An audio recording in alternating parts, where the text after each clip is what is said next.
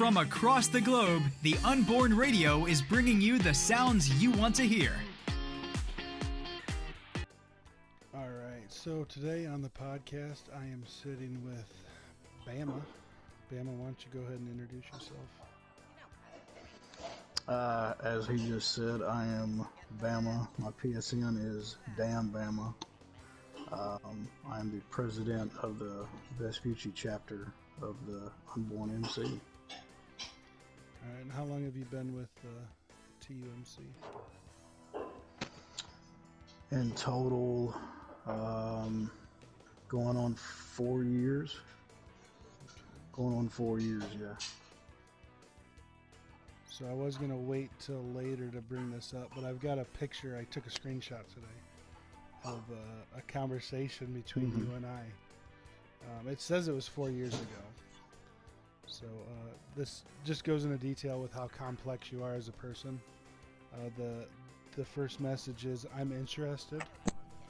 And I say, hey, I'm about to get on with some guys. Are you online? What's your PSN? And you said Bama. And that's where it all started. Yeah, I've actually still got that conversation saved.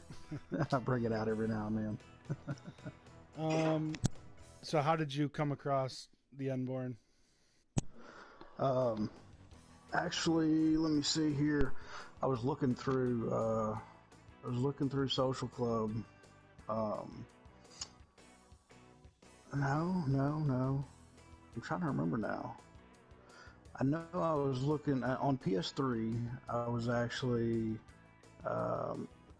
seeing the motorcycle clubs and stuff at that time, and then I know I stopped playing for a little while, and I was in a mafia crew at one point, which was kind of cool. But I always kind of liked a structured deal with the gaming aspect. And once I came back to PS4 shortly after, I was looking through the different crews and these things, and I've seen a lot of the Suns crews and stuff like that, and it wasn't for me. I mean, I love the show, but I like to be original too, so I try to find something a little different. And this was actually the first one I reached out to. I think I reached out to Blaine Diesel at that point. Yeah. And then you the very next day, I think. But yeah, I just found you guys, searching through, or us searching through. Right. Yeah, you brought up Social Club, and I forget about what it was like back then recruiting on Social Club. Like, you could only, when you would post in a message, you could only use like 100 letters or characters, so spaces included. Right. And like I remember recruiting like my first 100, and then the second 100 in the comments, and then another 100 explaining about us. Yep. To be honest, you know what? I can remember, I seen, you were recruiting and things like that. And that's kind of where I modeled my recruiting after, but I kind of did it in my own way and said my own things. But the way that you did that, I kind of did the same things. But yes, I've completely forgot about that until right now. How we used to have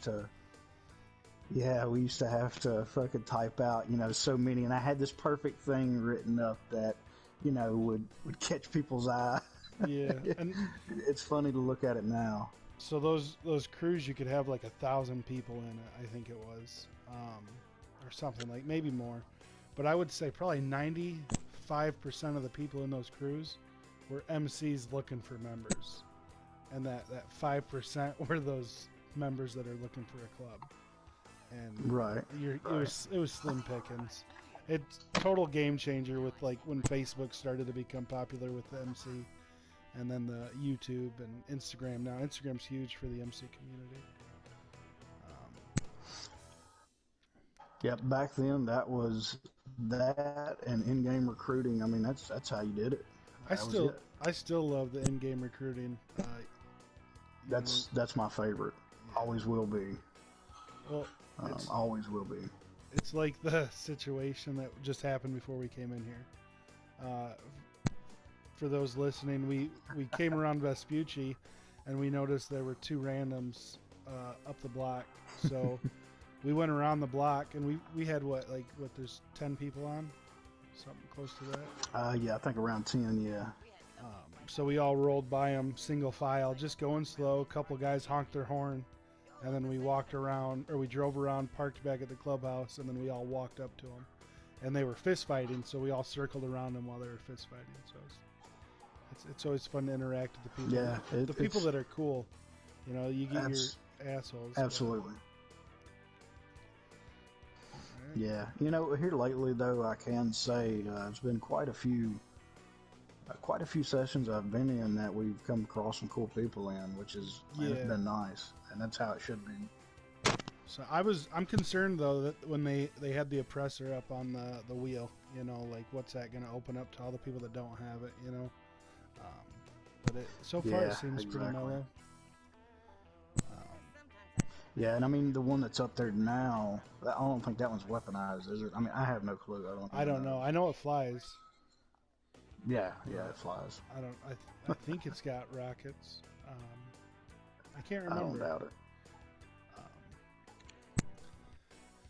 So, what is your most memorable thing that you've experienced being with the Unborn?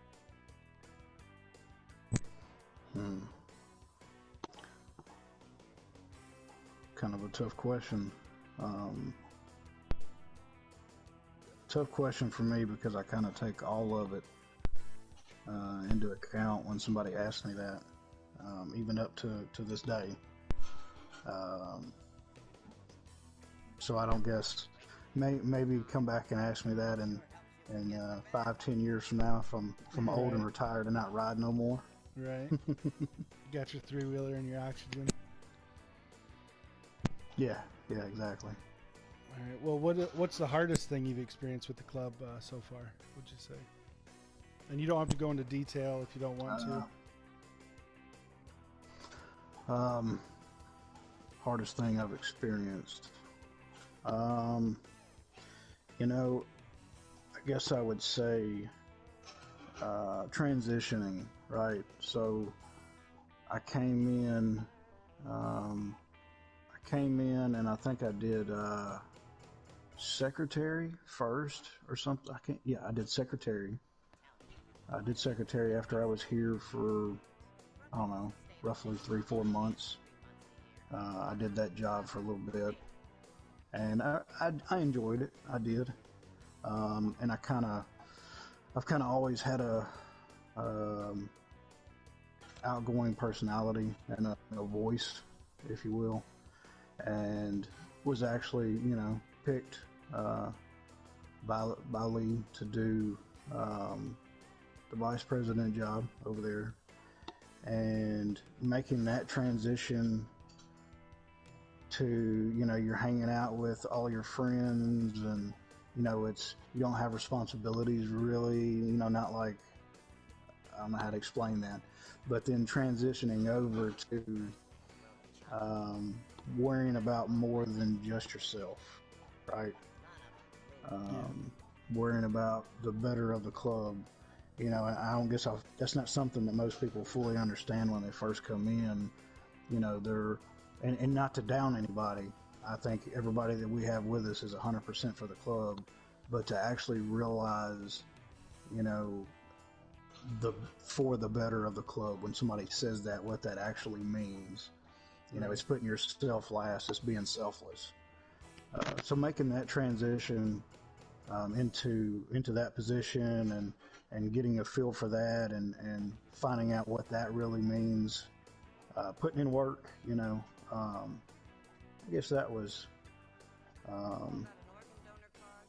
one of the biggest things. Right, yeah. One thing, when you came in, I left shortly after you came in, right? How long would you say when I had to go inactive?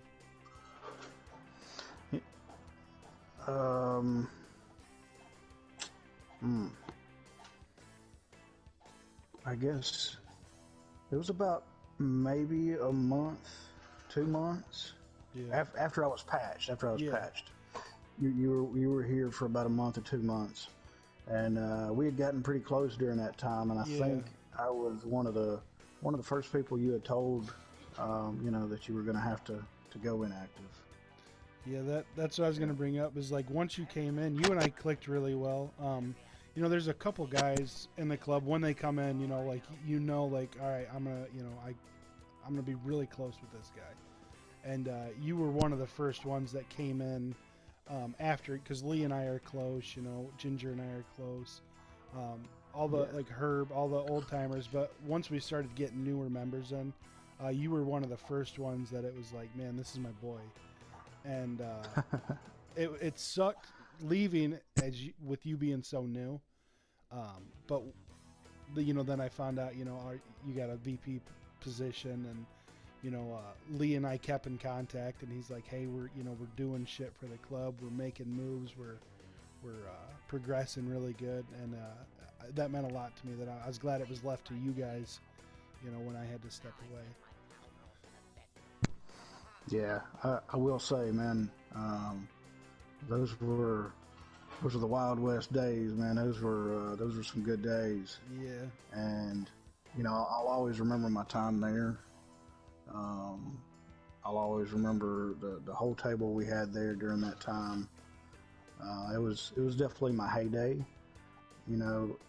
At the same, like I love to reminisce, I do, but at the same time, I love what we have going on right now. Absolutely. Yeah, it's all about the changing and adapting to different situations. Like we're constantly growing, constantly moving forward. There's never a moment where we're stagnant, I guess. Yeah. That's what. Go on. I was just going to say, that's what you just said. You're absolutely right. And that's one part about this is, you can do the same things over and over and over again, and you can be content, or you can be good. But if you want to go to that next level, you got to be innovative. You've got to come up with things. You've got to figure out new ways to do things, and to go forward, doing it as a club as a whole. That's one of my favorite things about this position, actually, is because that's what I do a lot. Is I sit and I think about things like that. I try to come up with new ways to make one part of this machine even more well-oiled. Right. I love getting the juices flowing and talking about stuff like that, because I don't know what the future holds. Nobody really does. But at the same time, we're going along with it, and I'm going to make sure that we do. And that's where I'm at with that. Is I love thinking of, because what we are right now, yeah, it's beautiful, but we could be so much more. Right. We really could. Well, on that, where do you see the future of the club? Like, what do you want to see for the future of the club? Whether it be GTA 5, GTA 6, Red Dead, whatever. Well, I guess the most important of those to me will of course be GTA 6 when we go into that, because that's inevitable situation. Like, that's going to happen no matter what. Right. So the way I look at it is, we're going to go into that, and we don't know what's coming with it. We can draw speculations. Yep. But what we do know is that the unborn will be there. We will be there. Figuring all that out afterwards, that's going to be the fun part, and that's going to be something that the whole club decides together. As far as the future and what I'd like to see, it's endless, really. This is just a video game. I understand that, and I get that completely, but it's much more than that to me. Always has been. Yeah. Of course, it's patch first, but it's all about the brotherhood to me, and the good times. And I would like to see, we're going to do that meet.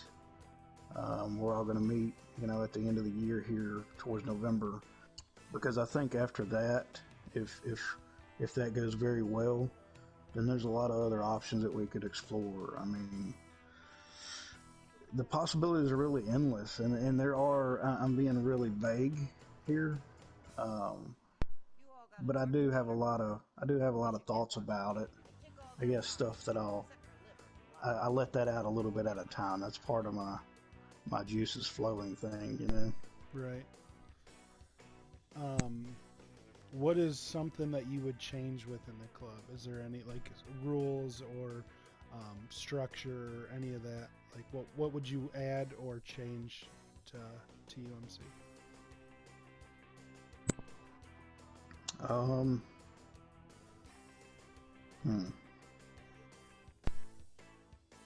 I guess one thing I would try to change is, I don't know. I really like how everything is, but I also see potential for a better structure. The structure's great here. The structure is better in this club than I've heard or seen about within most clubs, period, on GTA. But I do think it could be better. With that said, you know, it's fine to do the same thing. Don't change something that ain't broken. I get that. I do. But at the same time, how do you expect to evolve? How do you expect to become bigger, better, but be able to manage it and have actual brothers here? Yeah. You know, we don't just want to bring in a bunch of people and have big numbers. We want to have a solid brotherhood. But, you know, once you get to a certain point of members, that's hard to do unless you've got the right structure intact. And I do think that is one of our downsides is I don't think we could handle a large number with the structure that we have set up. Right. Or how we've done things traditionally, which I'm, you know, me and Vespucci officers are trying some new things now because of that, to prepare for that. And that's solely why, you know, because I'd like to see us get there, and I think in GTA 6, I think it's going to blow up. Yeah. And I think it has the possibility to do so. And still, even then, I'll only want actual brothers with us, you know, wearing that patch. Right. But I want to have the structure in place to be able to handle it and not get overwhelmed. Yeah, that touches base with something that we say a lot is the 4 quarters over 100 pennies. You know, Every day. And Every even day. if it was the 4 guys playing the way we play, I would, you know, love it. Let alone, you know, the 50 plus, nearly 50 that we have now that play the way we play. Like it is quality over quantity. Here's one of the big deals for me is you don't really get FaceTime in when you start getting too many people, right? We know that. We get that. And I am, what's a good word for this? I'm stingy. Okay, I'll say that. I want to have FaceTime with everybody. Yeah. Because that's how I am and that's who I am. But I know that if we were to, you know, reach over a certain number, that's not going to be so easy to do. You know, of course, that would require another chapter. That would require more positions added. Well, like you said, the FaceTime, you know, with the club that we have now, I'm close with everybody. I would say, you know, like I'm friends with all the guys, and that's what I love about us is, you know, a couple of years ago we got huge. I think we were like close to 80 people, and I didn't know like a third of them really. Right. And you know that's nice in its own way, you know, that the numbers, and if they are all quality, that's great. But we're like where we're at now is almost perfect, I would say. yeah, I appreciate what we are now. I think it's good. Like as a size and a whole. Yeah. Yeah, I would absolutely agree. I guess what's your favorite part of the club? Brotherhood, hands down. Right. What makes us different than other MCs in the community? To you? Again, brotherhood. Right. Well, look, man, I've come across many different MCs. Some of them I've befriended a few guys from or whatever, and I don't really see anybody that clicks the way that we do. I just don't. And I think that's because we try to hold true to brotherhood first. That's what this is about. Yeah, so go into that a little bit more.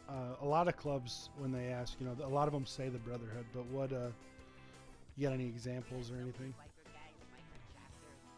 I think honestly they say that because they see that. Does that make sense? Like people see things they think is cool, yeah, and they want to do that or what have you. I mean, hey, we kind of do it. We like motorcycles. We like motorcycle clubs, right? So that's what we're doing here. We emulate a motorcycle club. So I get it. No, it's totally accurate. Like I love how you always say we emulate real life bikers. Like that's one thing about us, and we talked a little bit about it earlier today. A couple of the guys, if we get 4 prospects and one of them makes it, those other 3 like what we have and they want that, but once they see like how serious we are and how we take the game, like you said, it is a game, but when I log on, I'm not me. I'm Con. And, exactly. I play that game as, Con would if he was in, a motorcycle. Yeah. Yeah. Absolutely. I don't know, man. It blows my mind because we've gotten so many good ones, and then we've gotten some rotten eggs too, as far as prospects go. But that's what it's about. Prospects are our bloodline. Bring in a lot of prospects and let them weed themselves out. It don't make sense to do it any other way, in my opinion. You don't want to bring in so many that you can't pay attention to, right, that you can't give an honest, fair chance to. But you also don't want to have 1 or 2 that's not being, necessarily. It's hard for somebody to come in new to this and feel welcomed unless they've got other people that's going through the same thing with them. Right. It's like when you're starting a new job. If you're starting that new job with somebody, it's much easier. Yeah, you got a buddy. I would say. Right. New job buddy, right? You got a prospect buddy. Like, came in at the same time. You're kind of going through the same things, same motions. So, yeah,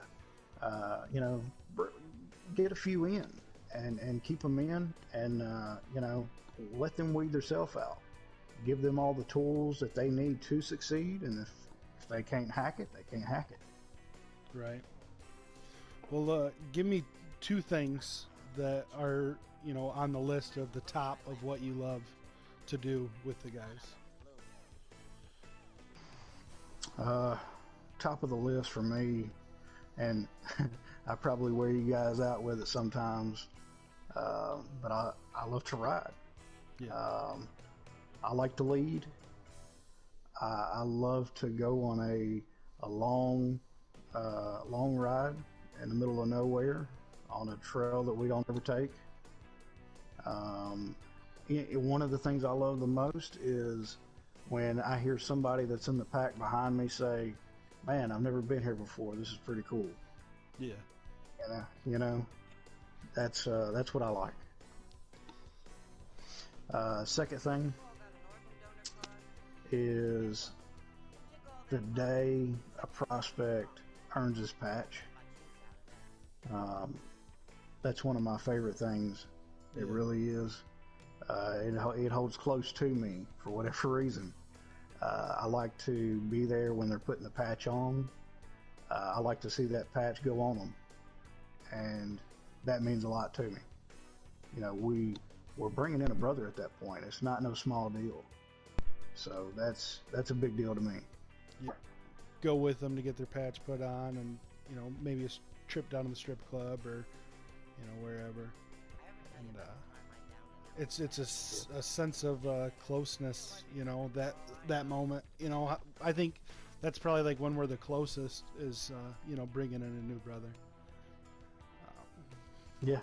Kind of you forget about everything else and you're just appreciating that moment. Absolutely. There's no negative thoughts going on at that moment. I knew you were going to say that because you've talked about that before. Every time one comes in, like you're like, well, wait, we'll go to the store with you. So. Yeah, and I've noticed some others. I've noticed some others following lead when they're there doing the patch in or what have you. I've noticed some others. I think other people like that too. Yeah. Because I've noticed others wanting to do the same thing. And that's pretty cool. It's something that I do, now if I'm around, because it is that special moment. Like, again, it's a video game, but it is something special because you've worked at least your 2 weeks to make it, and then the moment you do. Right, absolutely. Well, you got anything to add you'd like to say or touch base on?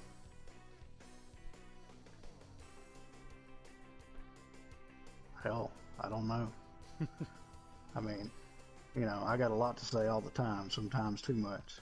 Yeah. I guess all I want to add on to that is, we're almost at 6 years, and I'm very proud of that. And I'm proud of everything we got going on here, and I'm proud of all of our officers, regardless any situations that's happened or is going on.